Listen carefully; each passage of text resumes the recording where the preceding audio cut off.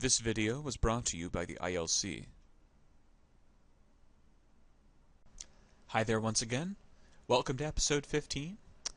In this episode we're going to learn how to sketch a piecewise function, which is actually two functions in one.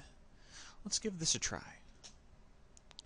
So, this looks like kind of a big mess here, but if you look here, it looks like we've got two functions, one here and one here. The first function, which I'll call piece A, is negative 2x minus 2. And the second one, which I'll call piece B, is x minus 3 the quantity squared minus 5. Notice that after each function we have a condition that goes with it. We have x less than 1 for piece A and x greater than or equal to 1 for piece B. First thing we should probably do is go onto our graph and label that changeover point, x equals 1. Go ahead and draw a dotted line here. That's x equals 1. Now, if we are less than x equals 1, that puts us in section A, which I will label here. But if we are greater than x equals 1, that puts us in section B, which I label here. So, in piece A, the first function is true. And in piece B, the second function is true, and at x equals 1, we'll have a changeover between the functions. The first thing we should do for our first step is to find the value of each piece at x equals 1, because that's the critical point where piece A changes to piece B. Let's start by finding the value for piece A. At x equals 1, well, our function says negative 2 times x minus 2. So if x is 1, it'll look like this. Negative 2 times 1 minus 2, which gives us negative 4. If you watched some of the previous episodes, you'll see that we have x less than 1, and as I've mentioned before, if you don't have equal to in the condition, that means that's an open circle. So we'll go along the dotted line, find negative 4, place an open circle there. Then we're going to repeat the process for B. So again, we're going to say x is equal to 1. Our function becomes 1 minus 3 squared minus 5. Well, 1 minus 3 is negative 2. Squared makes 4. Minus 5 gives us negative 1. Now notice our condition contains greater than or equal to, which means it is a closed dot.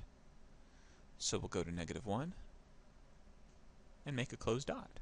Now that we know what the changeover point looks like, our second step is to sketch each piece. But we're going to sketch them separately. So we're going to do piece A and then piece B.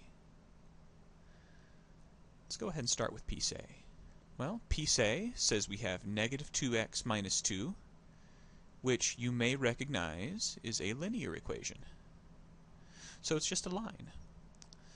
Well, the easiest way to get another point on that line is to remember that the number that doesn't have an x next to it is the y-intercept. Okay, and that means another point on this line, seeing as how we have negative 2 here, will be 0, comma, negative 2. Let's go ahead and draw that in as well. Here's 0, and here's negative 2. So now we'll just draw a line that connects those two dots. Make sure that you stop before you cross the dotted line, though. Only sketch piece A within region A on the graph. Make sure you don't cross into B. So that's region A taken care of. Let's go on to region B. Now region B has x minus 3 squared minus 5. If you've watched the previous episode, you'll recognize that this is a parabola. And the first thing we do with the parabola is try to find the vertex.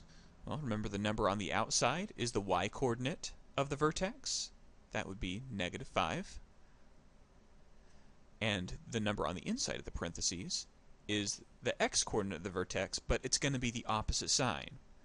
So the vertex doesn't have -3, it has +3. So we're going to put that on the graph as well. We'll go over here to 3, and then down 5. We'll place a dot there, and we'll just sketch the parabola based on that. Again, make sure you don't cross over into A. Stop at the dotted line. Once again, it doesn't have to be perfect. The point of this entire exercise is to be able to draw a graph quickly without having to plot every single point. Alright, next time I'm going to show you how to write your own piecewise function based on a word problem. I'll see you there.